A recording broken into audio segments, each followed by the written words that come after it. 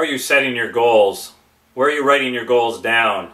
How often are you revisiting those? And how do you know when you've been successful? I'm always asking salespeople, how many of you have got written goals set for your personal life and for your business life? And inevitably, if I have a room of 25 salespeople, 2 or 3 of them will put their hands up and tell me they've got written goals that they could pull out of their briefcase if they had it with them and show them and share them with me. The challenge with that is, what are the rest of those 25 people doing? Those 22 or 23 people that don't have any written goals. And they're the ones that wander around wondering what to do each day, and many of them not sure what they need to do to be successful. I always use the analogy of buying a new car. Inevitably, when we decide we want to buy a new car, we'll start driving down the road and seeing different cars. And you go, oh, that's a nice car. Oh, there's another nice car. Oh, I like that car.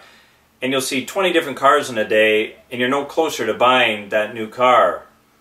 But finally, you'll sit down and say, there's the car I want.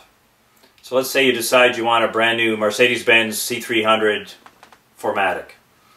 Now you go to the dealership and you sit in that car and you get that Mercedes-Benz new car smell. You get a brochure, you go back to the internet, you build the car, you print that off, you hang it up at your office, you hang it up at home, and now your desire is to have that car. And you've made the decision, that's the car I want to buy.